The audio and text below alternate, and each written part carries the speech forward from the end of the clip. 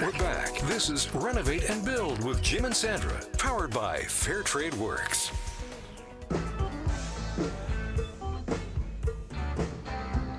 Change my way of thinking, build myself a different kind of room. Change my way of thinking. Bob Dylan on this Saturday morning with Gonna Change My Way of Thinking. Hello, hope you're enjoying your day. Yes, good morning and welcome to Renovate and Build. Today's show is about fresh new ways of thinking when it comes to construction and renovation. No longer do you have to settle or compromise for what you want and when you want it. There are new methodologies and systems available to consumers that make the process of new home builds or renovations so much easier and consumer friendly. Everything really is about change and opening our minds to the thoughts of how we can do this for the better. That's right, Jim. And we're fortunate to be joined on the phone now by David Eddy. He is the CEO of the Vancouver Native Housing Society, and his group has a fresh way of thinking. They really have opened their minds. They've created a social enterprise model that has the Native artists living in the housing, and so they have a place to work as well as a venue for their artwork. And they've also opened up the Native Art Hotel. It's called the Squatch Eyes Lodge. That's at 2931 West Pender. It's such a great area for guests to stay. They have 18 artist-designed rooms that not only get to support housing for the artists who live and work in the building, but they also get to experience firsthand the artwork and culture. To tell us more, please welcome David Eddy. Welcome, David. So you want a bit of history on the hotel? I actually got a question first, David. So, who came up with the unique idea of having this live-in arts studio at 29 to 31 West Pender, design the hotel rooms featuring their work, and all of the profits going back to the group? Well, we originally, as part of our plan for this building, had the three entities in here: the art gallery, the 24 residential units, all occupied by Aboriginal artists, and the hotel on the top three floors. But the hotel originally was more of a, we called it a healing lodge, so it was more of a facility for Aboriginal people who had to come to Vancouver for medical purposes. And ultimately we found we weren't getting the occupancy that we required, because the profits from the hotel and from the gallery go to subsidize the rental units for the Aboriginal artists. So we kind of branched out and partnered with Booking.com and Expedia, and at some time during our process, we had a visitor who came into the hotel with some out-of-town friends. He was just showing them some Aboriginal art, and I told him the story, and one thing led to another. He called me a couple of weeks later, said he was a hotel developer, and he had this idea, and he wanted to help us make our hotel as successful as possible on a pro bono basis. So I said, sure. So we came in, and he came up with this idea of creating Canada's first boutique Aboriginal art hotel.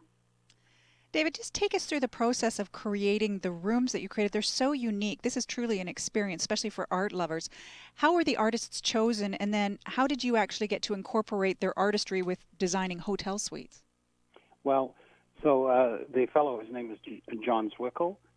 He has been a third-generation hotelier, and he's really well connected with designers and suppliers in the hotel industry in BC and in Canada. And he put together 6 world-renowned all work in Vancouver, and we provided 6 Aboriginal artists, some of whom lived in the building, and others that we've dealt with since we've been opened in June of 2012. So it was kind of a combination of the designers and the artists that we brought in, and so there's teams of 6 designers and 6 artists, and there's 18 rooms, so they each took on 3 rooms, and the designers created their designs based on themes be it original themes or themes they had developed in their careers, or a combination of both. Just share with us and kind of explain the rooms. I know that they've got some unique rooms and a really unique feel as you go from suite to suite. Yeah, well, we have one room which I'm particularly taken with. It's called the King Salmon Room, and it's based on designs by an artist named Richard Shorty, who's Northern Tuchone, born in Whitehorse, and the designer, the name of the firm is Parada, and that's Vicky Pearson and Benissa. They're the team that worked with Richard. And for example, he has a kind of a Lexan mural of salmon swimming upstream, and this mural was built into a wall, built out maybe 2 inches, and it's backlit so that at night, when you come into your room and you turn the light on, you can almost see the salmon swimming upstream, and that's right in the headboard of your bed. Very cool. So that's one example. Another one is another artist that we work with all the time. In fact, we have a show based on his work right now at the gallery. His name is Jerry Whitehead. He is Plains Cree from Prince Albert, Saskatchewan. Some of his rooms, one in particular, has a mural as you walk in the hallway. He's actually painted right on the wall, and then that mural is framed in by birch trees, actual birch trees that we've half sawn and put on either side of the mural to act as frame. And some of his art hangs in the bedroom part of the hotel room as well, and there are other birch trees framing the walls in that room. So that's another concept. As you walk out onto the balcony of his room, actually, and Richard's room, they are on the Pender side of the building, on the south side of the street, and that's the wall that the 40-foot pole, story pole, goes up the front of the building. So as you step onto your patio, you're looking right up. The pole starts on the 5th floor and runs up 40 feet, extends through the top of the building. So that's another creative surprise you see when you go sit out on your patio and have a cup of tea. Yeah, so unique. It sounds very cool, Yeah. David. David, besides staying in the boutique-style indigenous-themed space, I understand the guests are offered a lot more as well. Yes, they are. Well, they're offered the opportunity to meet with artists. They're offered the opportunity to purchase work by the artist whose themed room they were in. There's also a sweat lodge and a smudge room. So we will have spiritual practices, available to folks who want an authentic Aboriginal experience. We ultimately will also connect with some of our partners. For example, let's say Klahowia Village in Stanley Park, or Takaya Kayaking Touring Company in Deep Cove. So we'll put together a number of experiences so guests can actually, and we're looking for guests who, have a real social conscience, and they want to spend their travel dollars ethically, and they have an interest in Aboriginal art and Aboriginal culture. So they will be coming here specifically for some of those things. We're also part of the authentic Aboriginal art promotion that Aboriginal Tourism BC has created. So our art will be tagged as authentic, and so people know that they're getting art that was actually made in not necessarily in British Columbia, but in Canada, with quite an emphasis on Northwest Coast art, but that it is made by Aboriginal artists and it is authentically Aboriginal. It's not a knockoff made offshore somewhere. Yeah, big concern to many tourists now, isn't it? Yes, it is. You're listening to Renovate and Build on CIL 650 with Jim and Sandra, powered by Fair Trade Works. And we've been speaking with David Eddy. David, I just want to talk about the response and what it's been like so far to the boutique hotel. Yeah, they were terrific. We had an opening party about a week ago, and we've had a ton of press. We've had calls. I was just in England. I'm part of an international housing partnership group, and it's 4 countries, the UK, Australia, US, and Canada. And we meet every year as CEOs to discuss issues that are concerns to us. I got an email 2 days ago from a colleague from Australia who said, "Hey, Dave, your hotel is world famous." There was an ad in the Melbourne newspaper. There was an article. So we've been in the Boston Globe and the Los Angeles Times and, of course, the Vancouver Sun and the Globe and Mail. So it's really got very, very positive reactions.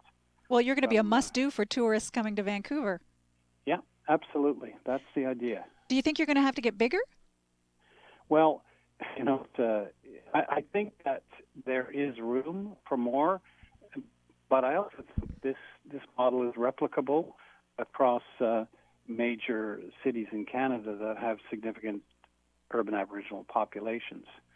I think for us to get bigger here, we'd have to move to another location, and that would be difficult in terms of the financial outlay for that. This building, sort of a lot of very favorable and what I call serendipitous things happened with this building. For example, we created it, and we created a marriage of the 150-year-old Victorian heritage by retaining the heritage facade, and on top of that, we put a 2-story Aboriginal longhouse. And so it's a very iconic, striking building, and a building that I believe means a lot to Aboriginal people as one of the founding cultures here in the downtown east side on the border of Chinatown. So folks really take this building to heart, particularly Aboriginal people. So it is unique. To recreate this, it would have to be the confluence of a lot of stars and the alignment of a lot of things to do this again. It just, so much of it kind of happened. It just. Okay, David, share with our guests how they can find out more about your hotel and reserve a space or check out the artwork. Well, online, squatchays.com. That's SKWACHAYS. And I should tell you that name was given to us by Chief Ian Campbell of the Squamish Nation. When the building was completed, we asked him to give us a name. So he thought about it and came back and said that this area pre-contact was a hunting and fishing, kind of a summer hunting and fishing place. This, back in the day, this was all marshy, swampy area because Falls Creek extended from Burrard Inlet right to Clark Drive. But up through those marshes were underground springs, and those springs were regarded as portals to the spirit realm, and this place was known as a place of transformation. So it worked really well with the theme that we've developed in the last 7 or 8 years of community building through the transformative power of art. So the artists that we house in the building, in the 24 studio apartments, we want to put them through a 3-year tenancy, help them with their personal professional development, and help them move forward in their artistic career. we'll have financial literacy programs and grant writing programs and, even programs on different styles of art and different forms of art. We have actors in here and singers and a lot of artists and carvers and that sort of thing. So this is also serves the purpose of helping move people forward in their journey, on their healing journeys and their journeys to success. David, we love your story and we love your fresh thinking. It's really it's refreshing to hear and it's inspiring. Quite a process and quite a journey, and really very, very enriching for me personally and others in our group, and we're just really pleased with the results. Well, we look forward to hearing more about your success, and we appreciate your time and sharing your story with us today. Thanks very much. Thank you.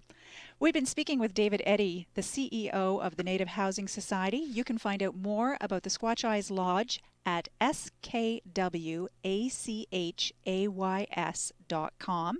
If you missed that, and I know, once again, you may have, so you can visit our Facebook page. We'll have all of the information on that page from today's show for you for easy accessibility. Our Facebook page is facebook.com/RenovateandBuild. That's AND Build. We'd like to thank you for listening. Next week on Renovate and Build, we'll be hitting the streets to get your financial questions lined up from our expert mortgage broker Tony Ionetti from Dominion Lending Mortgage Matchers. And Megan Gary will be here with another edition of Product Face Off. We hope you'll join us then. Stay tuned on CR650. Tom Lucas and Sherry Brown will be here right after the break with Radio Real Estate. Have a great weekend and thanks for listening. Introducing a revolutionary new construction system. This is Renovate and Build with Jim and Sandra.